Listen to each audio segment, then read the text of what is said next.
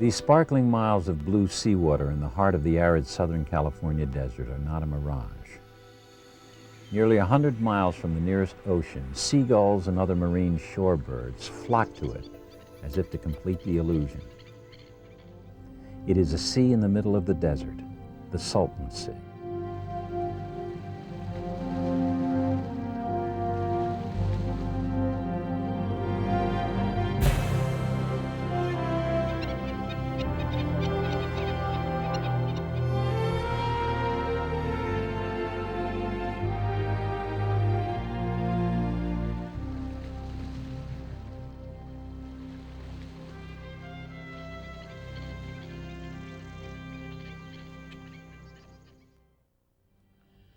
From a distance, the Salton Sea looks like a jewel in the middle of the Southern California desert. And yet North America's third largest inland lake is sick and getting worse. What were once isolated fish and bird die-offs are becoming regular events of even greater proportions. And unless we act soon to save it, the Salton Sea's entire ecosystem, as we know it today, is heading for disaster. Over the past decade, hundreds of thousands of migratory birds, some of them endangered or threatened, have perished at the Salton Sea. In 1999, over 7 million fish died in a few days.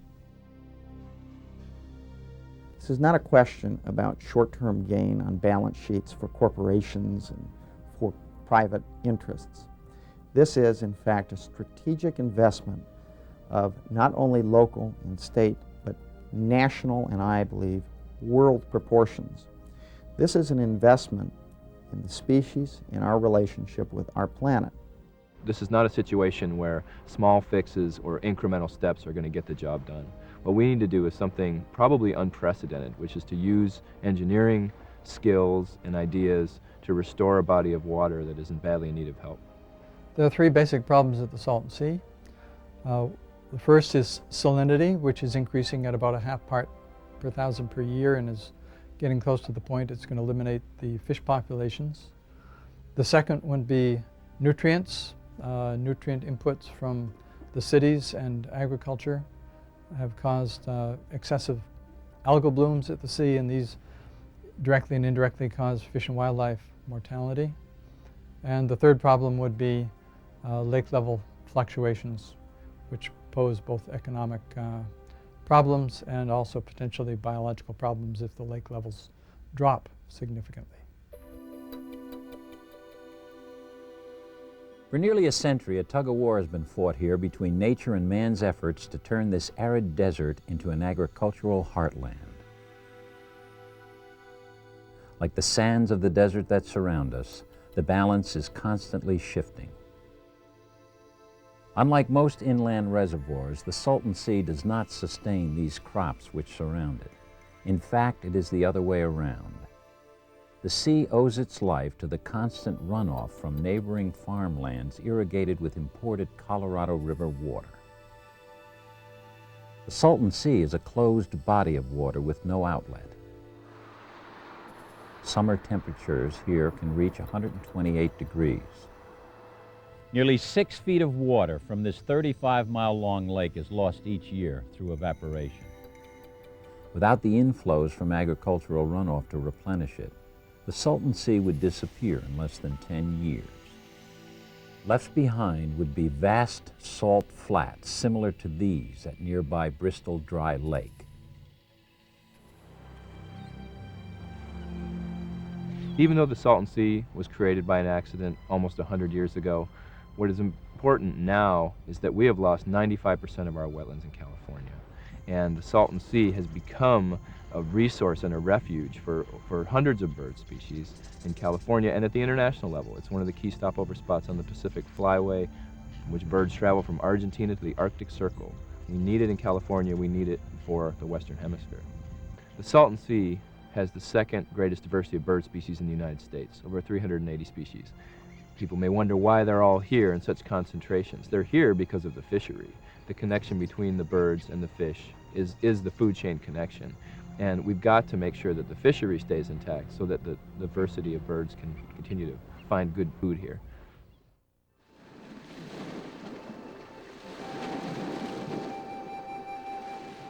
Millions of years ago, the Salton Basin was actually the northern tip of the Gulf of California.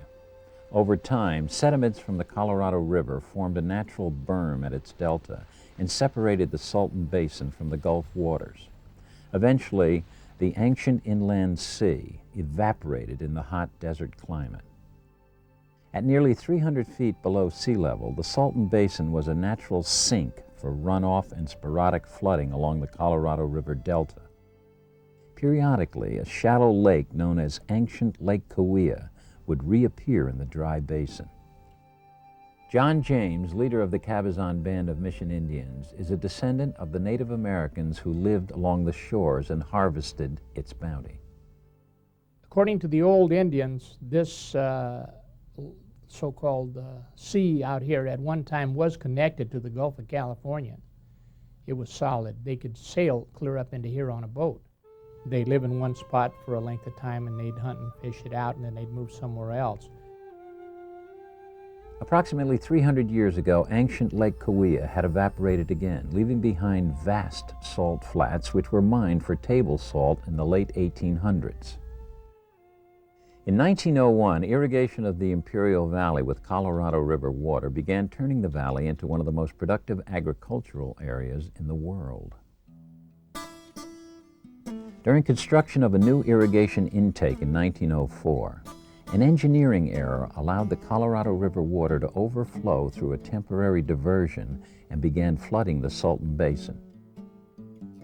At the height of the flood, 6 billion cubic feet of water a day poured into the valley, wiping out homesteads, tribal lands, and the Southern Pacific Railroad, which serviced the Coachella Valley.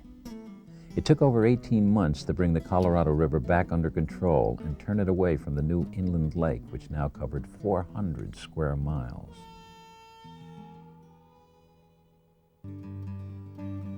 By the late 1950s, developers had begun to turn the Salton Sea into a recreational resort area, complete with marinas, golf courses, and yacht clubs. Oh, in the 60s and the 70s and the 80s, we had more people at the Salton Sea than went to Yosemite National Park, a tremendous amount of people. And this park was the second busiest state park in California. There were so many people coming in. We had 1,600 campsites, and very often we would fill them or come close to filling them. So it was much more active than it is now.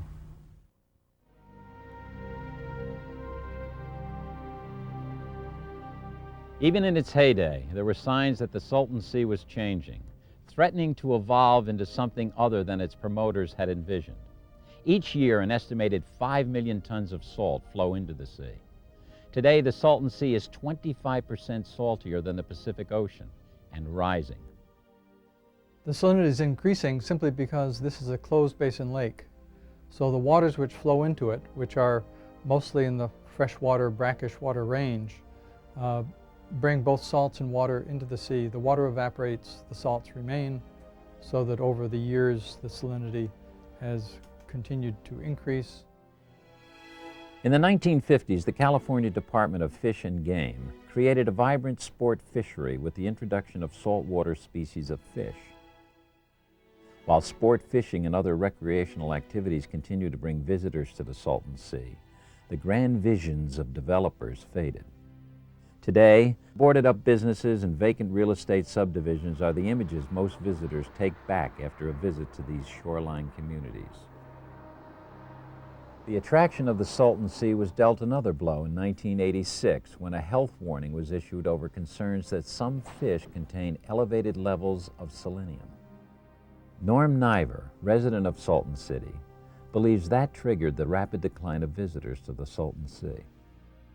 They told us that it was similar to a warning on a can of diet soda, a light health warning. But that very thing, that's when State Park went from all of its great years and everything else. People were frightened away, stopped eating the fish. Their attendance at the State Park dropped down to right around 80,000 from that 550,000 of the good years. In the late 1980s, massive fish and bird die-offs began to make headlines. In 1992, 150,000 eared grebes died within a 3-month period. We've been seeing bird and fish die-offs at the Salton Sea really since 1909. However, progressively they've been becoming worse. Since I've been here the last 7 years, it seems like every year it's a little bit worse. And now we have a recurring fish die-off that seems to never stop. There's always a few fish rolling in. Sometimes of the year it's extremely bad. We've received a lot of negative publicity about the birds and the fish die-off and the selenium scare. And that created a lot of attention and talked about the problems with the Salton Sea, and it brought a lot of interest and a lot of support. But it also harmed us in that it scared people away, and I feel that it chased away a lot of our support because so many people now think that the problem is so large that it can't be handled, or it's not worth the attempt to try to fix it. Even though the Salton Sea is a wonderful place to visit today, it's still avoided by a lot of people. And unfortunately they miss out on the fact that it really is a treasure. I know that one outlook on the Salton Sea, way to fix it is just to let it dry up and blow away. I believe that would make a huge impact on the local wildlife. Also on top of that, the local populace that surrounds the Salton Sea. It would be a terrible tragedy to have that take place.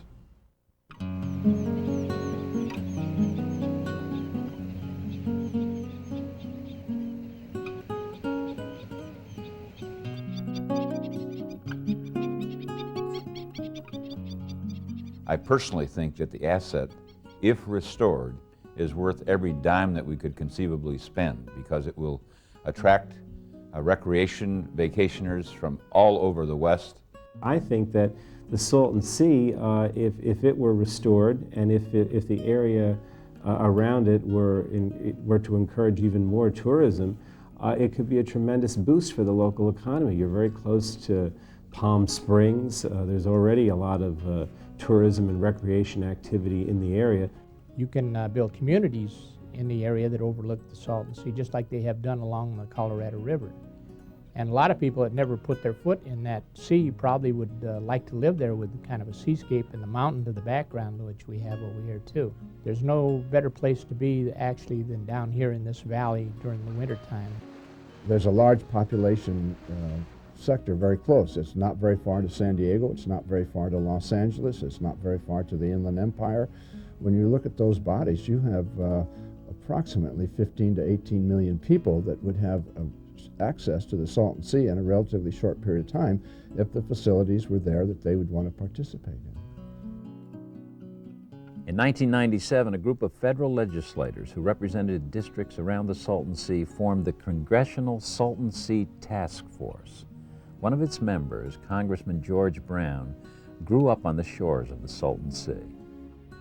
Congressman Brown was a visionary in looking at the Salton Sea. He worked hard to try to get the other congressional members interested in it. And I think with the die-offs that have occurred in the last 3-4 years, as that has accelerated, the momentum for it has really gained. Congressman Sonny Bono also helped refocus attention on the sea's problems. Sonny talked about being remembered for saving the Salton Sea, being what he wanted to be remembered. More than his songwriting or his entertainment career, the Salton Sea was that important to him. Congressman Sonny Bono had a vision of an ultimate solution and had an inherent ability to understand the national and federal stake in terms of the environment in the Salton Sea and how this is one of those unique projects that could pay for itself. Congress did, in a memorial, sort of almost in a memorial sense, attempted to pass a massive authorization for about $320 million to restore the sea. But the debate that raged at that point was that there was no particular solution or defined end game. So it was felt that it was premature to pass such legislation.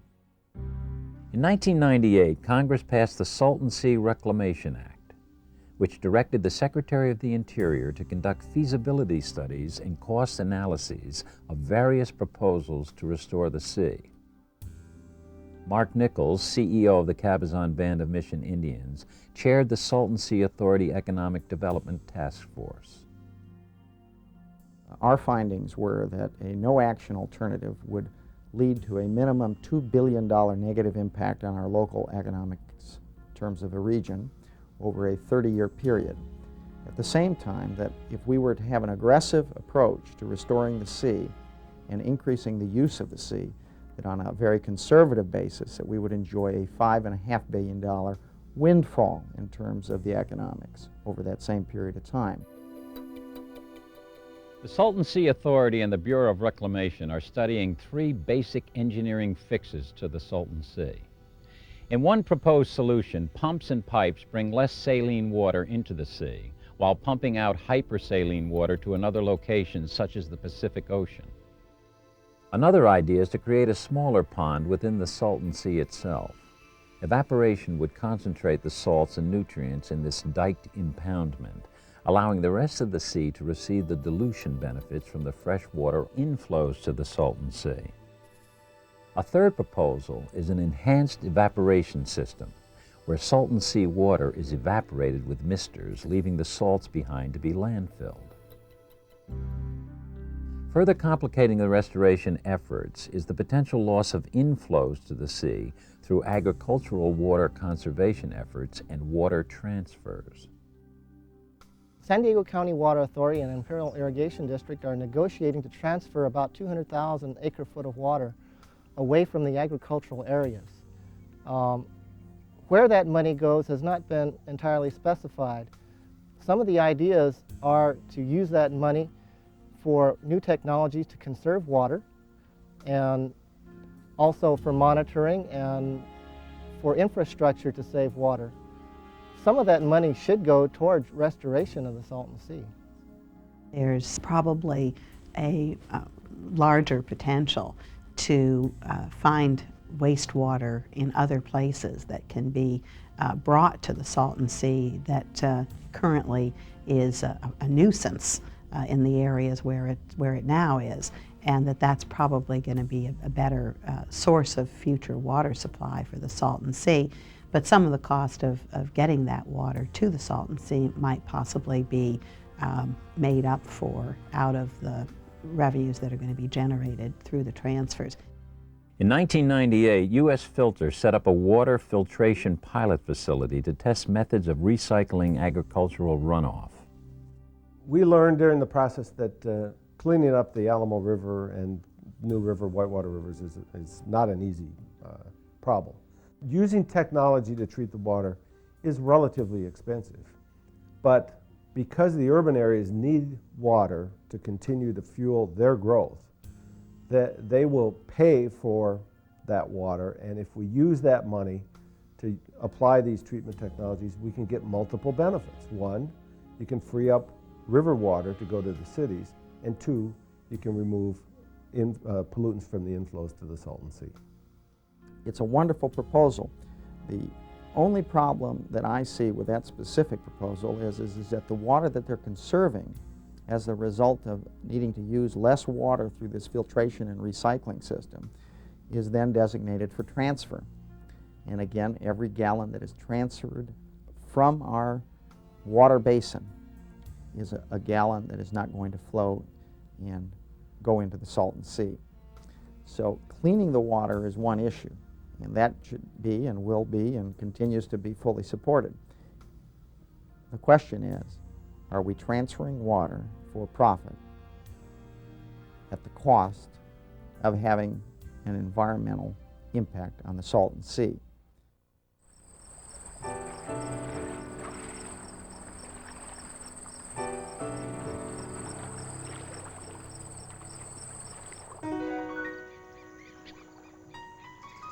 The Salton Sea is, in a nutshell, an ecosystem under stress, and to get a handle on the cause, you really need to understand the system.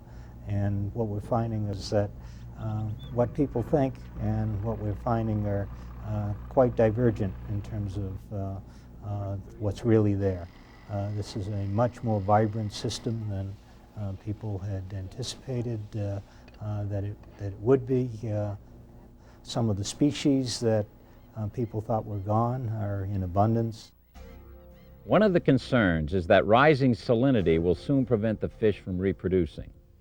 Some scientists believe that we may only have a few more years before the fish reach the limits of their ability to survive here. Another focus for scientists is studying the inflows to the Salton Sea.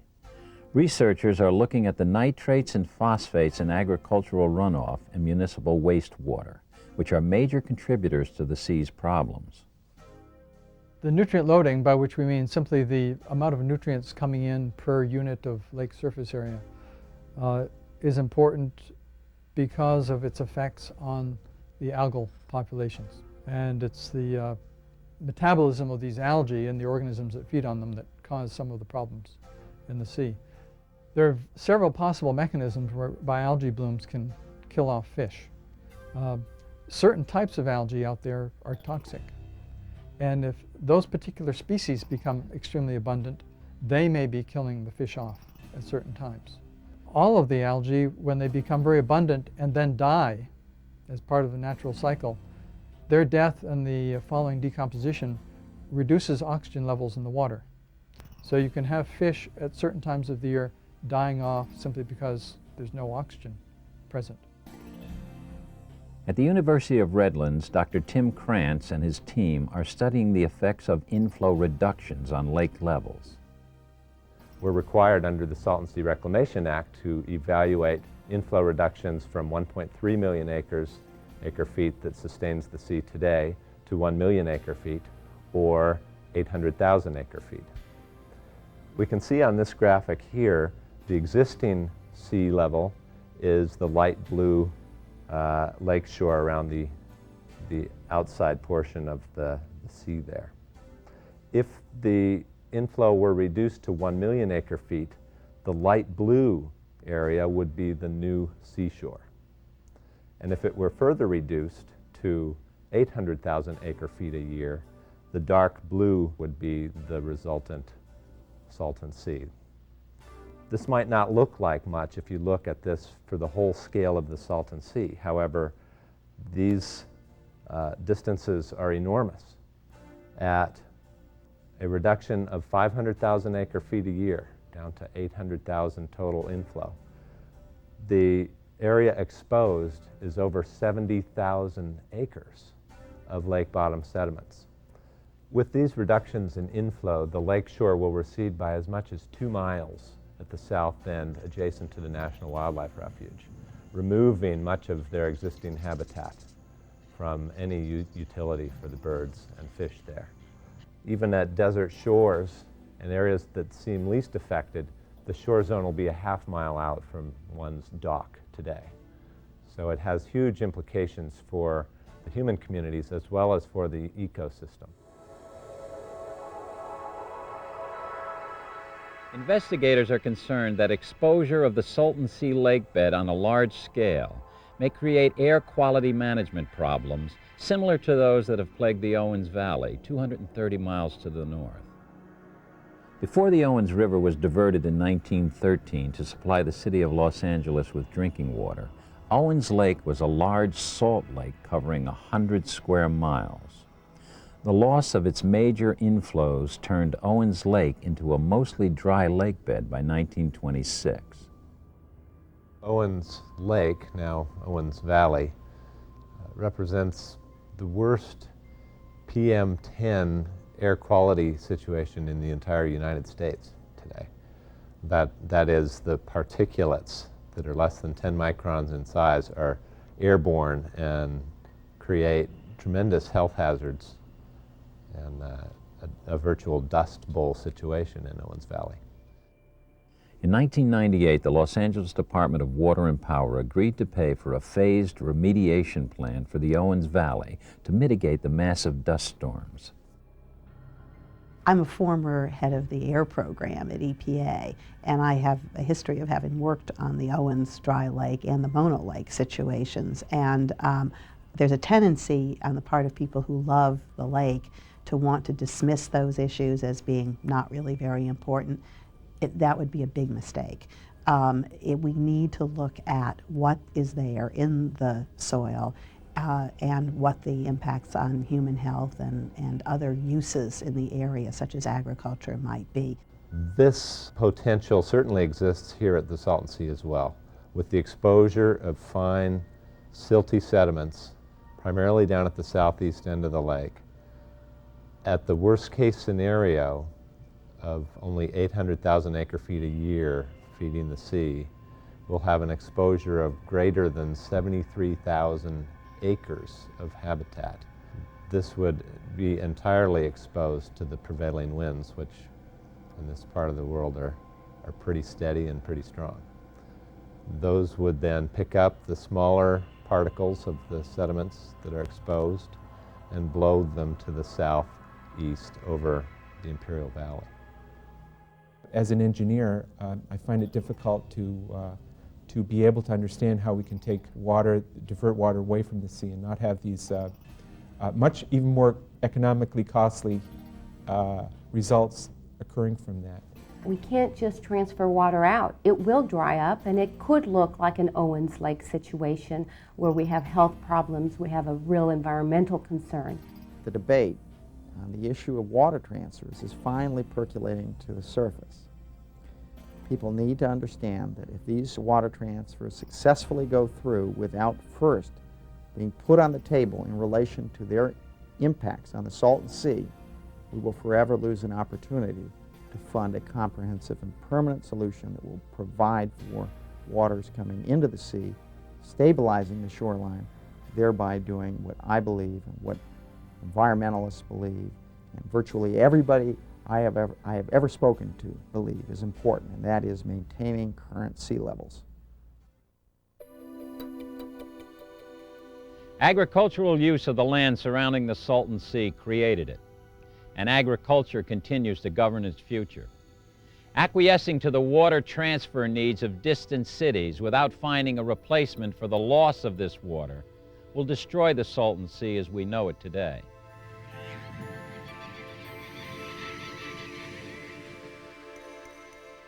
It's a contemporary conservation issue. So what we have here is a situation of reusing water in a manner that sustains some values that we would like to be able to have occur as society.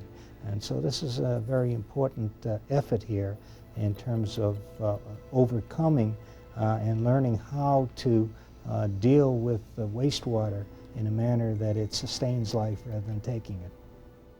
It was a federal accident that caused it, therefore the federal government has a responsibility to address itself to it.